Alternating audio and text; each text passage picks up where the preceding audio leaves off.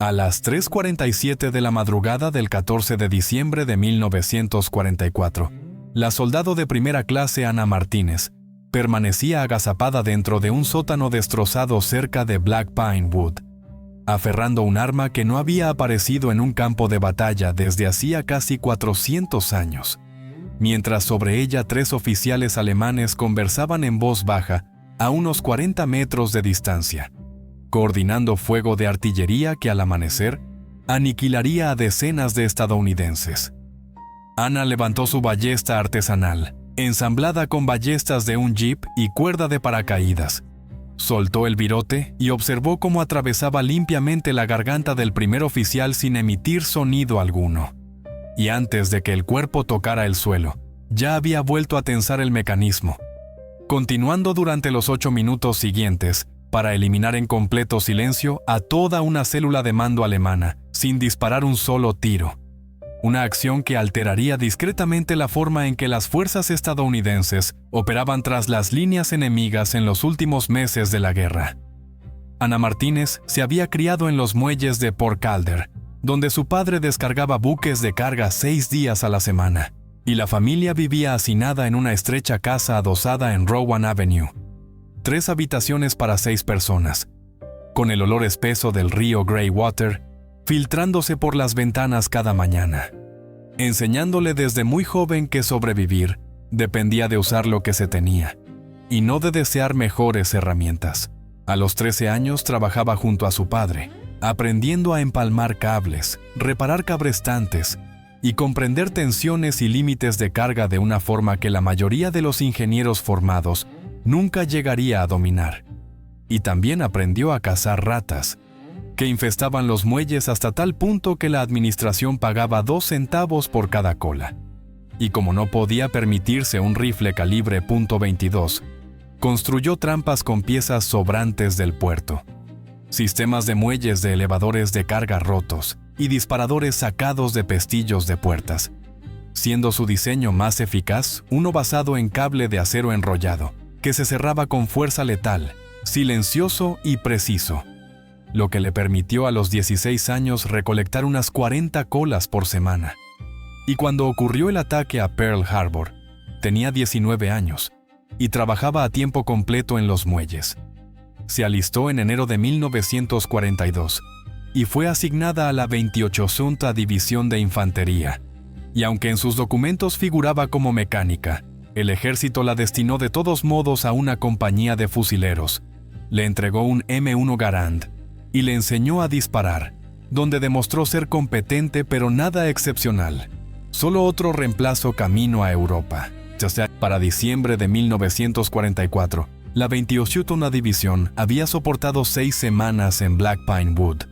un lugar definido por la muerte, donde los densos abetos convertían cada enfrentamiento en una carnicería a quemarropa. La artillería de espoleta aérea lanzaba metralla a través del dosel como lluvia horizontal. Las trincheras se inundaban de hielo durante la noche, y los hombres se pudrían en sus pozos de tirador, demasiado congelados para moverse, y demasiado asustados para dormir, aunque peor que el terreno era el sonido, porque cada arma estadounidense se delataba a sí misma. El ping agudo del Garand, el pesado traqueteo del Bar, el ladrido seco de la Thompson, todo resonando entre los árboles y permitiendo a las unidades alemanas triangular posiciones y solicitar morteros en cuestión de minutos, de modo que una ráfaga de 5 segundos con un Bar podía atraer proyectiles que mataban a una docena de hombres. Una lección que aprendió el soldado Patricio Núñez el 3 de diciembre cuando, aún nervioso y recién llegado, abrió fuego al amanecer contra una patrulla alemana a 20 metros. Mató a 2 antes de que el resto huyera y fue alcanzado mientras recargaba por 8 rondas de mortero que cayeron en menos de 30 segundos, matándolo junto al sargento Guillermo Cano y a otros 5 hombres en el mismo sector. Y el 6 de diciembre le siguió el soldado Luis Cortés.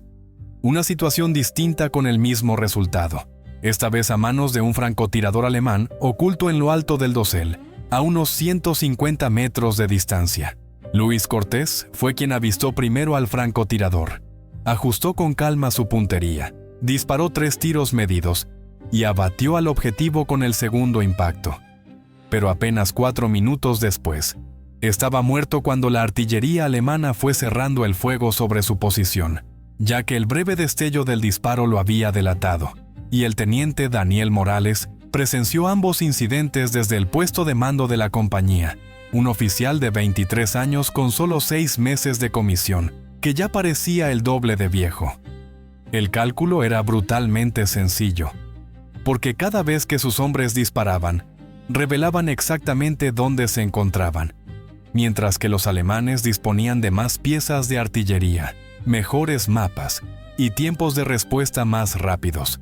lo que significaba que la infantería estadounidense estaba siendo exterminada de forma sistemática por su propia doctrina de combate, una realidad que Morales planteó al batallón con franqueza directa, diciéndoles que estaban muriendo porque eran demasiado ruidosos,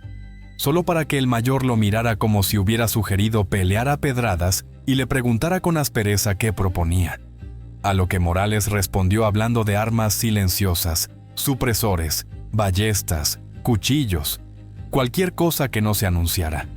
Una idea descartada de inmediato con el recordatorio de que se trataba de un ejército moderno y mecanizado, que combatía con fusiles, tras lo cual Morales regresó a su compañía y vio morir a 3 soldados más en los 5 días siguientes. Cada uno se delató con el fuego de sus armas, y fue eliminado por la artillería minutos después. Y para el 13 de diciembre, la unidad operaba con apenas el 60% de su fuerza, con reemplazos que llegaban, morían y eran sustituidos una y otra vez, hasta que los veteranos dejaron de aprender nombres nuevos. Mientras Ana Martínez había visto morir a Patricio Núñez después de que ambos sirvieran en la misma escuadra durante 3 semanas,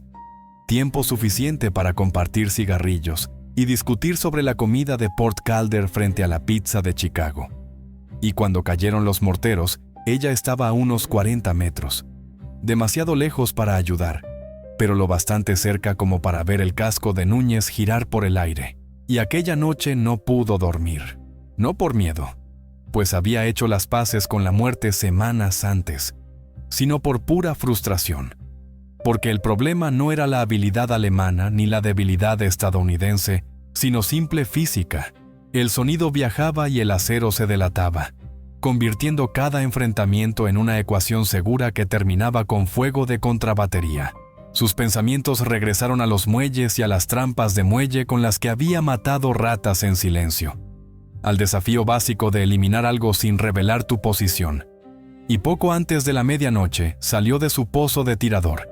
y cruzó el barro helado hasta un jeep destrozado medio enterrado en un cráter de obús, destruido por un impacto directo 3 días antes que había vaporizado al conductor y dejado solo metal retorcido, aunque la suspensión permanecía intacta. Y en la oscuridad, Ana recorrió con las manos las ballestas curvas, notando cuerda de paracaídas enrollada alrededor de un eje, señal de que alguien había pensado reutilizarla, pero nunca tuvo la oportunidad. Y en cuestión de segundos, la idea tomó forma completa en su mente. No una ballesta de juguete ni una recreación medieval, sino un arma real construida con materiales modernos sometidos a tensión extrema, con ballestas de jeep capaces de generar una fuerza enorme, y la cuerda funcionando como la cuerda del arco, aún sabiendo que todavía necesitaría una culata, un sistema de disparo y virotes, y que los desafíos de ingeniería que tenía por delante no serían sencillos. Una ballesta convencional dependía de madera mantenida bajo tensión y liberada mediante un disparador mecánico.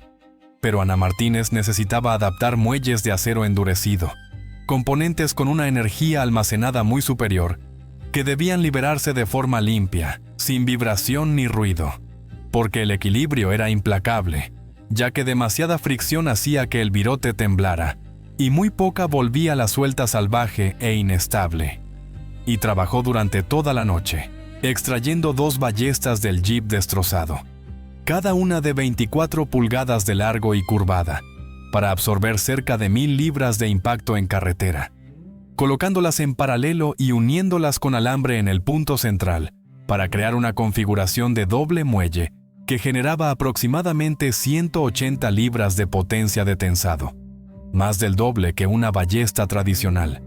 mientras que la culata resultó ser más complicada, ya que debía ser lo bastante rígida para soportar la fuerza y al mismo tiempo lo suficientemente ligera para transportarla. Un problema que resolvió reutilizando la culata astillada de un fusil M1, quemada pero aún estructuralmente sólida, tallando un canal central para el virote y fijando los muelles en la parte frontal con abrazaderas de cable tomadas del capó del Jeep, tras lo cual el disparador le llevó horas, porque necesitaba un sistema capaz de sostener la cuerda tensada bajo una presión extrema y liberarla al instante sin sacudidas. Así que lo construyó a partir de un mecanismo de pestillo de puerta. Limó el punto de enganche hasta dejarlo suave y lo probó 40 veces hasta quedar satisfecha. Un movimiento simple en el que al apretar el disparador, el seguro se liberaba y la cuerda salía disparada hacia adelante, fiable y limpio. Para las 0300 horas ya tenía un arma funcional, cuya cuerda estaba hecha de cuerda de paracaídas trenzada en triple grosor y anudada a las puntas de los muelles con nudos en 8 que no se deslizaban, aunque la potencia de tensado era tan extrema que apenas podía echarla atrás a mano, lo que la obligó a improvisar un sistema de palanca rudimentario, un gancho sujeto al cinturón que le permitía usar el peso de su propio cuerpo para tensarla. Y la última pieza fueron los virotes, que fabricó a partir de estacas de tienda, afilando las puntas y añadiendo un emplumado tosco de lona, cada uno de 14 pulgadas de largo, y con un peso aproximado de 4 onzas, feos y poco aerodinámicos pero lo bastante densos para conservar el impulso, y realizó un único disparo de prueba contra un árbol a 20 metros, observando cómo el virote atravesaba 3 pulgadas de madera congelada y desaparecía por completo, sin producir más sonido que el leve silbido del aire desplazado y el golpe seco del impacto. Y allí permaneció en la oscuridad helada, con el aliento convirtiéndose en vapor, comprendiendo plenamente que había creado un arma que mataba en silencio. El amanecer llegó durante las horas de operación del equipo Duro 7, el 14 de diciembre, cuando su compañía recibió órdenes de avanzar en una patrulla de reconocimiento hacia un sector que los alemanes habían abandonado 2 días antes, con el teniente Daniel Morales al mando directo, llevando a Ana y a otros 8 hombres a través del bosque en una columna suelta, hasta que alcanzaron el sótano a las 03:30 horas, los restos de una granja reducidos a muros derrumbados, mientras el espacio de almacenamiento subterráneo permanecía intacto. Y Morales estableció un puesto de observación, desplegando a sus hombres en un perímetro alrededor de la posición. Ana Martínez tomó posición en la esquina noreste, acomodándose detrás de troncos caídos que le ofrecían una vista clara sobre un espacio abierto de unos 60 metros de ancho. Y fue entonces cuando aparecieron los alemanes, 3 oficiales avanzando a plena vista sin escolta de infantería, moviéndose con la seguridad relajada de hombres que creían la zona completamente segura, deteniéndose a unos 40 metros de su escondite, junto a los restos de un muro de piedra destruido, donde uno desplegó un mapa sobre la superficie plana. Otro señaló hacia las líneas estadounidenses, trazando coordenadas, y el tercero tomó notas en un cuaderno pequeño, con voces que llegaban lo justo para que Ana captara fragmentos sobre cuadrículas de artillería, horarios de fuego y un bombardeo al amanecer dirigido contra posiciones estadounidenses a lo largo de la cresta. Y por su experiencia con documentos capturados, comprendió que estaban planeando un ataque que golpearía a su batallón con la primera luz. El procedimiento indicaba que debía informar a Morales y solicitar fuego de contrabatería. Pero la artillería implicaba ruido. El ruido provocaba una respuesta alemana inmediata, y su compañía ya había perdido 30 hombres esa semana en duelos de contrabatería, lo que significaba que para cuando los proyectiles estadounidenses cayeran, esos oficiales ya se habrían marchado y el ataque seguiría su curso. Así que Ana miró la ballesta apoyada contra la madera a su lado, un arma que había cargado durante 14 horas sin decírselo a nadie, sin estar segura de que funcionara más allá del único disparo de prueba, sabiendo que los oficiales estaban a 40 metros, más lejos de su alcance probado pero aún posible, con el aire de la mañana completamente inmóvil y sin viento que desviara el virote, dándole quizá 90 segundos antes de que se movieran, sin tiempo para informar ni debatir, solo la fría aritmética de la distancia, la trayectoria y el silencio, y levantó la ballesta, enganchó la palanca de tensado a su cinturón y se inclinó hacia atrás hasta que la cuerda encajó en su sitio, los muelles comprimiéndose con una resistencia brutal que hizo temblar sus piernas. Luego colocó el virote en el canal, alineó las miras rudimentarias sobre el centro del torso del oficial más cercano, ajustó el ligero ángulo descendente, exhaló y apretó el disparador, viendo desaparecer el virote, y durante una fracción de segundo, lo perdió de vista hasta que el oficial se sacudió bruscamente hacia atrás, ambas manos llevándose a la garganta sin emitir sonido alguno. Y antes de que el cuerpo tocara el suelo, Ana ya estaba recargando, guiada por la memoria muscular del trabajo nocturno. Mientras el segundo oficial se giraba, veía caer a su compañero y abría la boca para gritar, solo para que el virote lo golpeara de lleno en el pecho, atravesando el abrigo de invierno y el esternón, y derribándolo en silencio, mientras el tercer oficial tomó la decisión equivocada y echó a correr, cuando debería haberse tirado al suelo y arrastrado. En lugar de eso, esprintó hacia la línea de árboles con el mapa aún en la mano, y Ana le adelantó unos 60 centímetros, y soltó, el virote estrellándose en su espalda justo debajo del omóplato izquierdo, permitiéndole dar 3 pasos más antes de desplomarse de bruces en el barro helado, dejando a 3 oficiales alemanes muertos a 40 metros de distancia en un total de 8 segundos. No se produjo ningún sonido más allá de los golpes sordos del impacto, y Ana Martínez permaneció agazapada tras la madera caída, respirando con dificultad mientras observaba la ballesta apoyada en sus manos.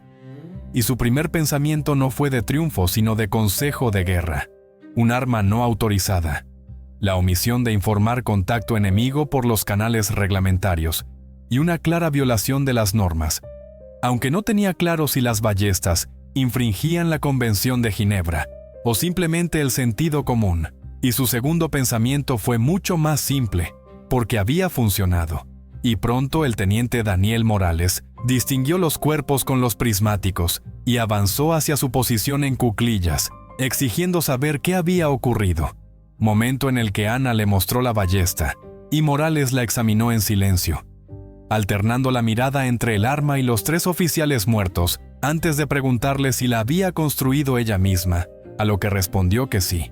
la noche anterior, usando piezas de un jeep destruido, y cuando él repitió que había matado a 3 oficiales sin disparar un solo tiro, ella lo confirmó, esperando plenamente ser arrestada, que le confiscaran el arma y que se elevara un informe formal al batallón. Pero en lugar de eso, Morales se detuvo y formuló una única pregunta inesperada: si podía fabricar más. Y al caer la noche, Ana había montado 2 ballestas adicionales, ya que los materiales estaban por todas partes: vehículos destrozados esparcidos por el bosque, cuerda de paracaídas apilada en los depósitos y estacas de tienda emitidas por miles. Y Morales lo autorizó en silencio, sin papeleo ni aprobación oficial, transmitiendo solo a los jefes de escuadra que Ana estaba construyendo algo y que la dejaran trabajar. Y la primera copia salió de patrulla el 15 de diciembre con el soldado Eduardo Salazar, cuando una posición alemana de ametralladora, atendida por 2 operadores atrincherados en una ladera a 35 metros de las líneas estadounidenses, fue neutralizada después de que Salazar se arrastrara hasta 20 metros y eliminara a ambos artilleros con 2 disparos silenciosos, retirándose a continuación, con toda la acción durando 6 minutos, sin que las fuerzas alemanas descubrieran los cuerpos hasta el mediodía, y sin llegar nunca a determinar qué los había matado, pues no había heridas de bala ni señales de ataque, solo 2 hombres muertos atravesados por estacas de 14 pulgadas. Y para el 17 de diciembre había 4 ballestas más en circulación, asignadas a tiradores designados dentro de la compañía de Morales, hombres elegidos por su experiencia en caza, nervios firmes y paciencia. Y una nueva doctrina surgió de forma orgánica, sin órdenes ni manuales. usando la ballesta para el primer contacto con el fin de eliminar centinelas y oficiales, y recurriendo a las armas convencionales solo cuando era absolutamente necesario, mientras las unidades alemanas comenzaron a notar pérdidas inexplicables, patrullas enteras que desaparecían, oficiales que no regresaban de puestos de observación avanzados y posiciones que quedaban en silencio sin aviso, formando un patrón que desafiaba la lógica, porque no había tiroteos, ni explosiones, ni indicios claros de presencia estadounidense. Solo cuerpos hallados con extrañas heridas punzantes. Y un informe de inteligencia alemán fechado el 20 de diciembre, capturado semanas después, describía infiltradores estadounidenses silenciosos que empleaban armas desconocidas, con especulaciones que iban desde fusiles experimentales con silenciador hasta armas accionadas por aire, mientras un oficial teorizaba que los estadounidenses usaban armas soviéticas capturadas con munición subsónica, sin que ninguno de ellos considerara siquiera las ballestas, una idea descartada por demasiado primitiva y absurda para la guerra moderna, ya que los ejércitos contemporáneos no combatían con herramientas medievales, incluso cuando el rumor del arma silenciosa se propagaba por las líneas estadounidenses mucho más rápido de lo que la inteligencia alemana podría jamás explicarlo. La noticia del diseño de Ana Martínez se difundió en silencio, y mecánicos de compañías vecinas comenzaron a construir sus propias versiones, de modo que para el 28 de diciembre, al menos 20 ballestas estaban en uso en toda la 28 Schutzstaffel división, sin registros oficiales ni aprobación de ingeniería, solo soldados adaptándose a la realidad con los materiales disponibles, y las cifras de bajas reflejaron el cambio con claridad, ya que en noviembre de 1944, la división sufrió un 38% de pérdidas, en su mayoría por artillería solicitada tras los tiroteos, cifra que aumentó al 41% el 14 de diciembre, para luego caer bruscamente al 31% el 15 de diciembre y al 23% el 23 de diciembre, a pesar del aumento de la intensidad del combate, una reducción que coincidió exactamente con la propagación de las ballestas, puesto que el contacto inicial en silencio implicaba menos respuestas de contrabatería y, por lo tanto, menos muertes estadounidenses. Al otro lado de las líneas, el coronel Ernesto Álvarez comandaba las fuerzas alemanas frente al sector de la 28 Mota División, un veterano curtido del frente oriental acostumbrado a la brutalidad y la sorpresa. Pero el comportamiento estadounidense a finales de diciembre lo inquietó, y en su diario, con fecha del 22 de diciembre,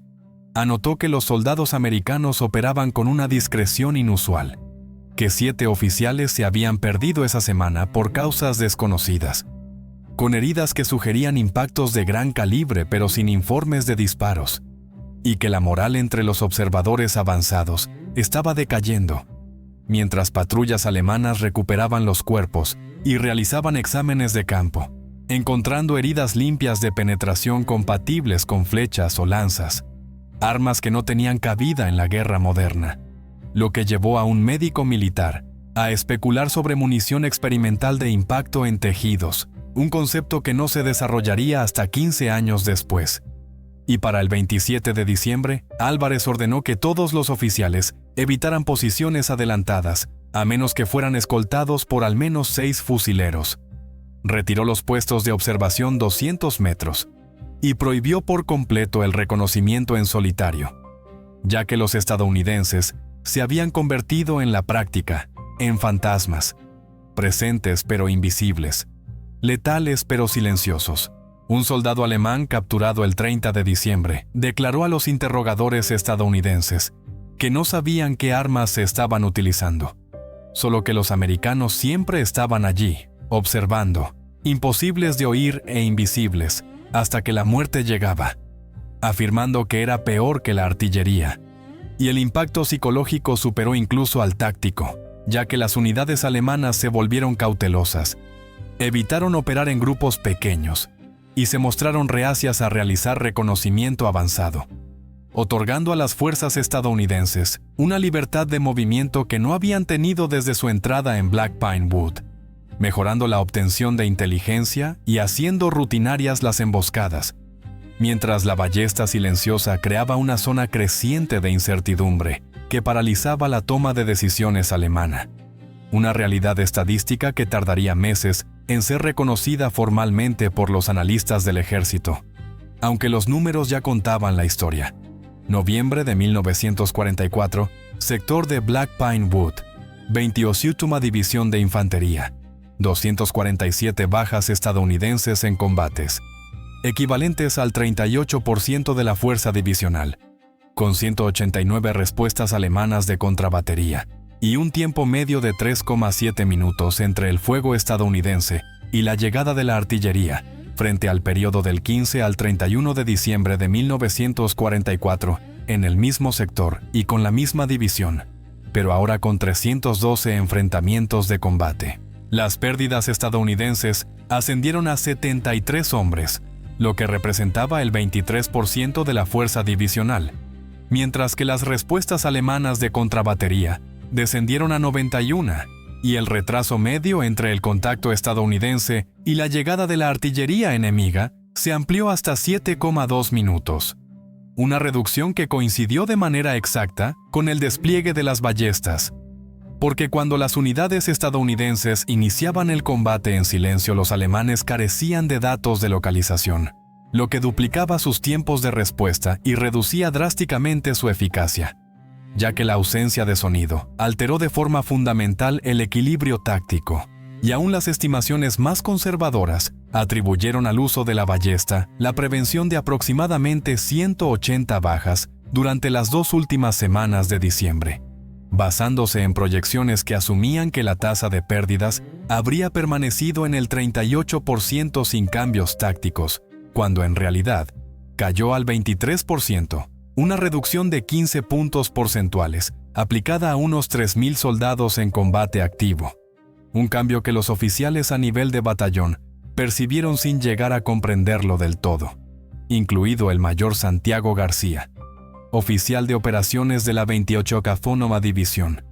quien escribió en su informe posterior a la acción que se había observado una disminución significativa de las bajas por contrabatería a finales de diciembre, con una causa poco clara, y recomendó un análisis adicional, un análisis que nunca se realizó, porque en enero la división abandonó Black Pine Wood y fue desplegada en las Ardenas para contrarrestar la ofensiva alemana, llevándose consigo las ballestas de Anna, aunque allí demostraron ser menos eficaces en terreno abierto, ya que la táctica dependía del ocultamiento cercano, la paciencia y la cobertura densa que los campos invernales no ofrecían. Y aunque el teniente Daniel Morales presentó un informe el 8 de enero de 1945, describiendo la táctica de la ballesta y solicitando una evaluación oficial, el documento tardó hasta el 15 de enero en llegar al cuartel general de la división y permaneció allí sin tocarse durante 3 semanas, hasta recibir una respuesta fechada el 9 de febrero, en la que se indicaba que las armas improvisadas no estaban autorizadas para su emisión regular. Se recomendaba continuar con el uso de armamento estándar de infantería y se dejaba constancia de la táctica de la ballesta únicamente para el registro histórico, sin investigación, sin análisis de ingeniería ni intento alguno de estandarizar o mejorar el diseño, ya que la postura oficial consideraba las ballestas un recurso de campo temporal, interesante pero irrelevante para la guerra moderna, mientras que la reducción del 15% en las bajas se atribuyó en su lugar a una mayor conciencia táctica y cohesión de las unidades, una conclusión que Morales mostró a Ana Martínez, quien se limitó a encogerse de hombros y decir que no importaba, porque había funcionado y seguían con vida. Y las ballestas continuaron utilizándose hasta marzo de 1945, especialmente en el combate urbano donde el silencio seguía siendo una ventaja, con Ana construyendo un total de 17 antes de que terminara la guerra, cada una ligeramente mejorada respecto a la anterior, con disparadores más fiables, sistemas de tensado más suaves y distintos diseños de virotes. De modo que para abril su ballesta podía alcanzar objetivos de forma consistente a 60 metros y generar la fuerza suficiente para atravesar abrigos de invierno y protección corporal. y aún así, no recibió ningún reconocimiento oficial, ninguna medalla, ninguna mención honorífica y ninguna referencia en las citaciones de su unidad. Su expediente oficial de servicio la identificaba únicamente como mecánica de infantería, sin observaciones especiales, y el método de la ballesta no apareció en manuales de instrucción, evaluaciones tácticas ni documentos de lecciones aprendidas. Sin embargo, Ana Martínez sobrevivió a la guerra. Permaneció en Alemania con las fuerzas de ocupación cuando llegó la rendición, y siguió llevando consigo la ballesta incluso después de que cesaran los combates, antes de regresar a Port Calder en octubre de 1945, recibir su licenciamiento en Fort Dix y volver a los muelles donde había comenzado su vida, trabajando como estibadora durante 32 años, descargando buques de carga 6 días a la semana, igual que lo había hecho su padre, casándose en 1947, criando a 3 hijos y permaneciendo en el mismo barrio donde se había criado, incluso después de que la casa adosada original de Rowan Avenue fuera demolida en 1958, para dar paso a una autopista y ella se mudara 4 manzanas más allá. Y nunca habló de la ballesta, respondiendo a las preguntas sobre la guerra siempre con la misma frase sencilla, que había sido infantería, que arreglaba cosas cuando se rompían y que había vuelto a casa, dejando que sus hijos descubrieran el arma solo después de su muerte, envuelta en lona en su taller del sótano sin notas, ni explicación alguna, con los muelles aún fuertes y las cuerdas todavía tensas. Y Ana Martínez murió en 1989, a los 66 años de un infarto, mientras trabajaba en su garaje. Y su obituario en el Port Calder Inquirer resumió su servicio militar en una sola frase, indicando que había servido en el ejército de los Estados Unidos en Europa durante la Segunda Guerra Mundial, sin mencionar innovación alguna, sin reconocer vidas salvadas, ni señalar que había cambiado el comportamiento en el campo de batalla sin autorización ni respaldo institucional,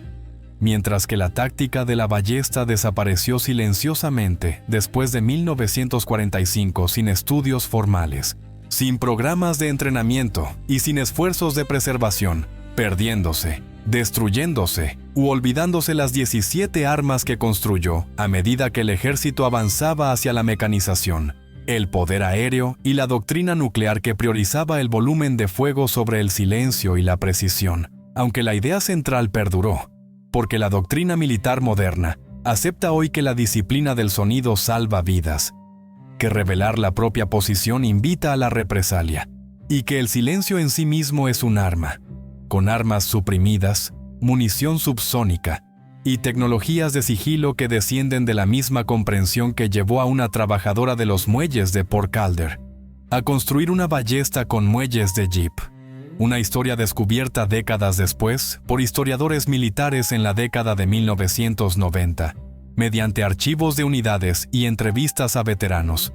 confirmando que la reducción de bajas fue real, aunque se atribuyera oficialmente a otras causas, que las ballestas existieron, incluido un ejemplar conservado en una colección privada donado por la hija de Martínez en 1991, y que estimaciones modernas conservadoras atribuyen a la innovación improvisada de Ana Martínez el haber salvado entre 150 y 200 vidas estadounidenses en los últimos meses de combates en Europa. Una cifra calculada bajo el supuesto de que las tasas de bajas habrían permanecido constantes sin cambios tácticos, y que, en realidad, podría ser incluso mayor. Cada oficial alemán eliminado en silencio significaba un ataque de artillería menos, en una posición estadounidense menos expuesta y una compañía menos atrapada a cielo abierto. Y la lección más amplia va mucho más allá de la Segunda Guerra Mundial. Porque la innovación en el combate casi nunca nace en laboratorios ni en salas de conferencias, sino que surge de soldados rasos que afrontan peligros inmediatos con respuestas inadecuadas, de mecánicos que comprenden los materiales y la física, y de personas lo bastante desesperadas como para intentar algo que suena irrazonable, ya que el verdadero cambio táctico no proviene de comités, cadenas de aprobación o años de pruebas controladas, sino de individuos que ven un problema con claridad, reconocen las herramientas disponibles y actúan sin permiso, sabiendo que el riesgo es un consejo de guerra, la deshonra o la prisión, mientras que la recompensa se mide en silencio, en vidas preservadas, en estadísticas que más tarde se atribuyen a factores completamente distintos y en armas envueltas en lona y olvidadas durante décadas en talleres de sótano, porque Ana Martínez nunca buscó reconocimiento, nunca documentó su invención, nunca reclamó autoría ni exigió que el ejército reconociera lo que había hecho, sino que regresó a los muelles, formó a su familia y vivió la misma vida obrera que había conocido antes de la guerra, dejando como único rastro una reducción del 15% en las bajas que los analistas no pudieron explicar, y un arma que los historiadores militares descubrirían 45 años después de que realmente importara. Y esa es la verdadera historia, no los momentos dramáticos de muertes silenciosas o la confusión del enemigo, sino la humilde discreción de una mujer que resolvió un problema porque debía resolverse, que salvó vidas porque podía hacerlo, y que volvió a una existencia ordinaria sin esperar nada a cambio, siendo la ballesta solo una herramienta y la innovación nada más que física aplicada, mientras que el verdadero valor residió en arriesgarlo todo para hacer lo que los reglamentos insistían que era imposible. Thank you all for watching. Subscribe to our channel. Historias de la guerra.